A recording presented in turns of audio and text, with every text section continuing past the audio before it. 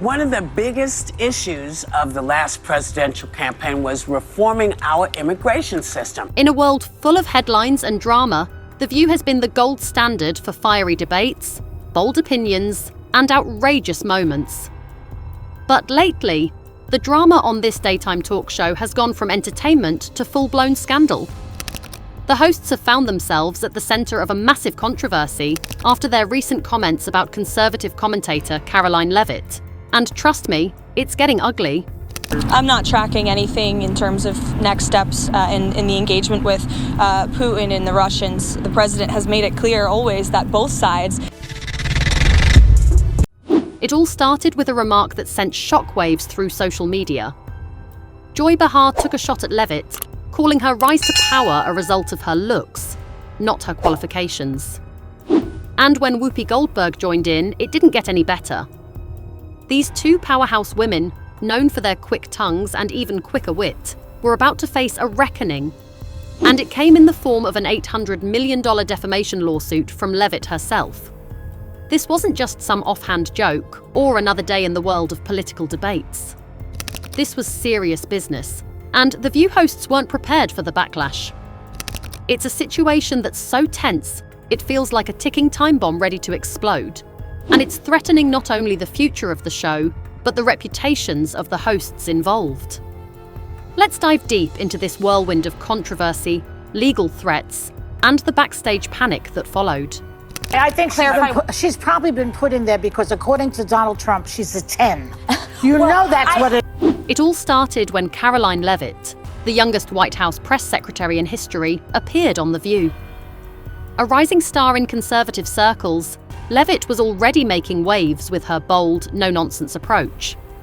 But the hosts of The View, particularly Joy Behar, weren't impressed. Joy launched into a full-blown attack, reducing Leavitt's success to just her looks. She even went so far as to say that Donald Trump probably picked her for the role because she's a 10. Did you catch that? A decimo. Joy didn't just undermine her credentials, she went straight for the appearance. A move that was, frankly, disrespectful to Leavitt's entire career.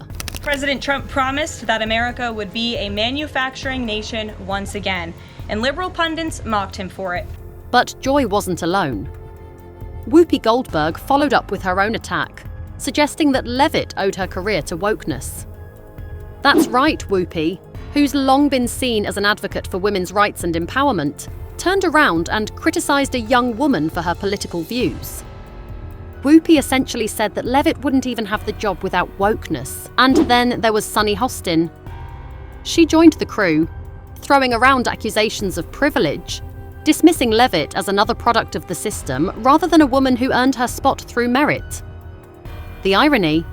This all happened on a show that prides itself on uplifting women, and especially women in positions of power. What's the president's mood? Jubilant, excited, exhilarated, and defiant. Here's where it gets juicy.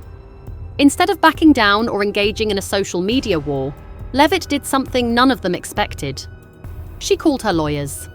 And within a matter of days, the world learned about her $800 million defamation lawsuit against The View's hosts, their comments, and the network itself. This wasn't just about a few hurt feelings. This was a full-blown legal battle that had major consequences for everyone involved. Leavitt's team wasn't playing games. They came prepared with receipts, clips, past examples, and detailed defamation claims that made the hosts look like they were in way over their heads. This wasn't about a trivial case. This was a legal time bomb. And let's be clear, this lawsuit isn't some publicity stunt. It's a direct attack on the way the media portrays conservative women and undermines their success. The more people dug into the lawsuit, the more explosive it became. And now ABC is scrambling to save face. That this man needs is a psychological issue. I mean, Roman emperors didn't need this much ring kissing. Yeah. Everyone has to love him. Now, here's where the real drama unfolds.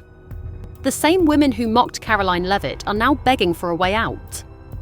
According to insiders, Joy Behar and Whoopi Goldberg have tried to reach Leavitt's team for a private settlement. That's right. They're trying to bury the hatchet quietly before this blows up any further. But there's a problem. Levitt's not backing down. She's in control now, and she knows it. Whoopi and Joy were once the queens of The View, throwing shade and dismissing anyone who didn't agree with them. But now, they're the ones on the defensive, trying to mend fences in the shadow of an $800 million lawsuit.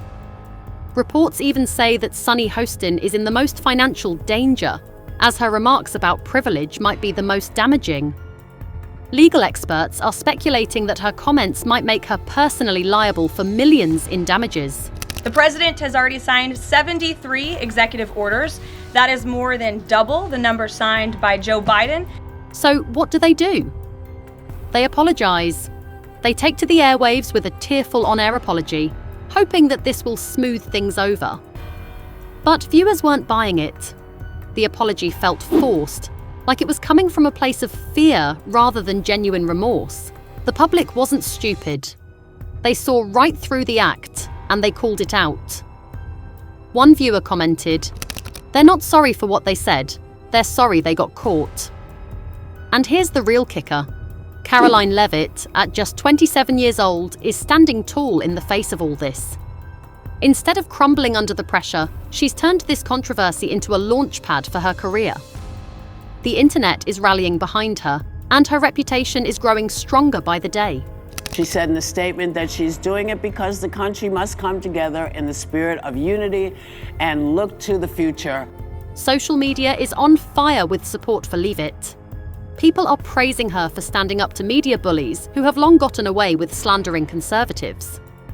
One tweet even said, "Caroline Leavitt is doing what no one else has dared," making The View pay for years of unchecked media arrogance. Leavitt hasn't just become a political figure. She's become a symbol for young women and conservatives who have been constantly diminished by the mainstream media. Her legal victory could be the first step in completely reshaping the media landscape, and she's not done yet. The truth? The View is in crisis mode. The hosts are divided, the network is scrambling, and the future of the show is uncertain. Insiders say ABC executives are already talking about possible exit strategies, and cancelling the show is on the table. But here's the thing. The show has been a staple of daytime television for decades. Could this scandal really be the beginning of the end? Makes it sound like America's for sale to the highest bidder. I don't like that. But what I will say, this is actually basically an expansion on the existing EB-5 visa program. And then there's the issue of internal divisions among the hosts. Joy Behar and Whoopi Goldberg have dug in their heels, doubling down on their controversial remarks. Meanwhile, Alyssa Farah Griffin, a former Trump aide, has called out the way the situation is being handled behind the scenes. The team is splitting, and it's looking more and more like a civil war in front of the cameras. This isn't just about Leavitt anymore. It's about the future of daytime TV, and whether shows like The View can survive in an era where audiences demand more accountability from their favorite shows. And this administration is very generously offering to pay them for 8 months. 6% of the federal workforce in the city actually shows up to work. So what happens now? Leavitt has the upper hand, and she's not letting go.